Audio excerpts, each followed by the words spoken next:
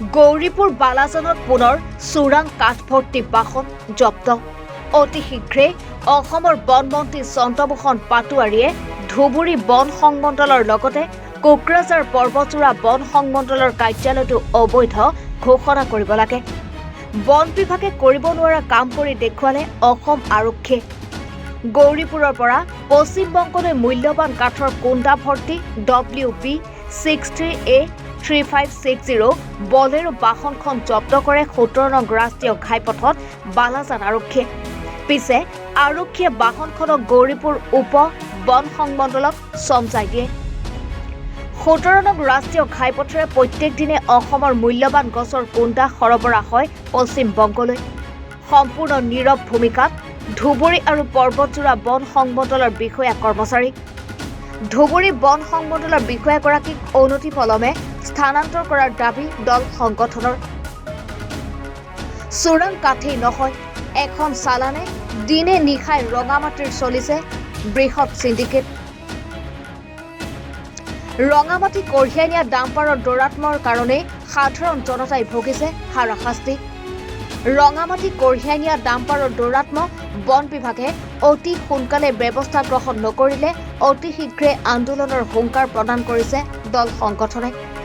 বিভাগৰ কাম আজি অসম আৰক্ষীয়ে দেখুৱাই দিলে। হয়, সঁচাকৈ আজি খুব লাজ লগা কথা, কাৰণ আমি দেখিবলৈ পাইছোঁ যে অসমত যিটো বন বিভাগ আছে, বিশেষ কৰি ধুবুৰী বন সংমণ্ডল আৰু পৰ্বতচূড়া বন সংমণ্ডল, এই দুটাৰ বন সংমণ্ডল একেবাৰে অকাজ হৈ গৈছে। সিহঁতে মানে বনদস্যুৰ লগত মিলি অকল ধন সংগ্ৰহ কৰি খাই পেটবিলাকে ডাঙৰ কৰি আছে। কাৰণ আমি দেখিবলৈ পাইছোঁ যিটো কাম একচুৱেলি বন সংমণ্ডল বিষয়ে কৰিব লাগে, সেই কামখিনি আমাৰ ধুবুৰী স্মাৰ্ট পুলিচে কৰি আছে। তাৰ কাৰণে আমি ধুবুৰী আৰক্ষীক ধন্যবাদ জনাইছোঁ। লগতে আমি ক'ব খুজিছোঁ যে অসমৰ বনমন্ত্ৰী চন্দ্ৰমোহন পাটোৱাৰীক মানে অতি সোনকালে এই ধুবুৰী বন সংমণ্ডল আৰু পৰ্বতচূড়া বন সংমণ্ডল অবৈধ হিচাপে ঘোষণা কৰিব লাগে। ইয়াত আমি দেখিবলৈ পাইছোঁ যে ৰঙামাটিৰ যি খনন কিন্তু আজিলৈকে কিন্তু অব্যাহত আছে বা তীব্ৰ গতিত চলিছে, কি ক'ব? হয়, ৰঙামাটিত যিটো তীব্ৰ গতিত চলি আছে, পৰ্বতচূড়া বন সংমণ্ডল বা ধুবুৰীলৈ যি ৰঙামাটিৰ দৌৰাত্ম্য চলি আছে, সেয়া এক ক'বলৈ গ'লে মানে বন বিভাগৰ মানে ইতিহাসৰ এক কলংকিত অধ্যায়। কাৰণ সদায় যিদৰে আজি কেইবাবছৰ ধৰি এই বিষয়ে আমি স্থানীয় প্ৰশাসনৰ লগতে পৰ্বতচূড়া প্ৰশাসনক আমি লিখিতভাৱে বা বিভিন্ন বাতৰি যোগেদি আমি এই বিষয়ে প্ৰচাৰ কৰি থকাতে ফলতো কিন্তু আজিলৈকে কোনো প্ৰতিক্ৰিয়া দেখা নগ'ল এই বন বিভাগ দুটা, বিশেষকৈ পৰ্বতচূড়া আৰু ধুবুৰী বন সংমণ্ডল। গতিকে এই ক্ষেত্ৰত আমি ক'বলৈ খুজিছোঁ যে অতি শীঘ্ৰে এই দুয়োটা ডিপাৰ্টমেণ্ট ইয়াৰ পৰা মানে অবৈধ বুলি ঘোষণা কৰি ইয়াক অসম আৰক্ষীৰ হাতত গতাই দিব লাগে। বন বিভাগ দুটা দেখিবলৈ পোৱা গৈছে বিভিন্ন মানে যি ৰঙামাটি কঢ়িয়াই লৈছে, এইবিলাক কিন্তু চালান থাকে ৰেলৱে বিভাগত মাটি কৰি দিব, কিন্তু দেখিবলৈ পোৱা গৈছে যে বিভিন্ন প্ৰতিষ্ঠানসমূহত কিন্তু এই ৰঙামাটিসমূহ দি অহা পৰিলক্ষিত হৈছে। নে এটা কথা আছে না যে কিবা ভুল হ'ল নেকি?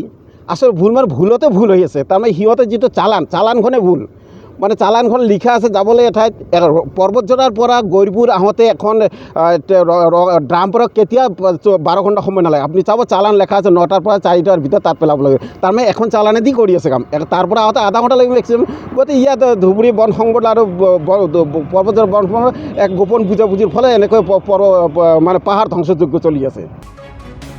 গৌৰীপুৰৰ পৰা সঞ্জীৱ ৰয় ৰিপৰ্ট, এনি ভাৰত 24।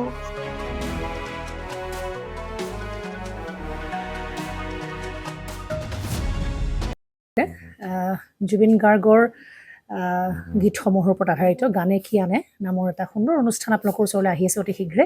অহা 15 আগষ্টৰ পৰা ধেমাজিৰ পৰা প্ৰথম অডিশ্যন আৰম্ভ হ'ব, আৰু সেই অডিশ্যনৰ যোগেদি বিভিন্ন কণ্ঠশিল্পীসকলে যিসকলে এই অনুষ্ঠানত যোগদান কৰিব বিচাৰে, তেওঁলোকে এই অডিশ্যনৰ যোগেদি আগবাঢ়ি আহক। আৰু জুবিন গাৰ্গৰ বহুত ভাল লগা গান আমি সদায় শুনি আহোঁ, আৰু আপোনালোকৰ যদি ভাল লগা গান থাকে জুবিন গাৰ্গৰ আপোনালোকে গাই ভাল পায়, তেন্তে অডিশ্যনত যোগদান কৰক। মোৰ ফালৰ পৰা আন্তৰিক শুভকামনা থাকিল এই সম্পূৰ্ণ অনুষ্ঠানটোলৈ।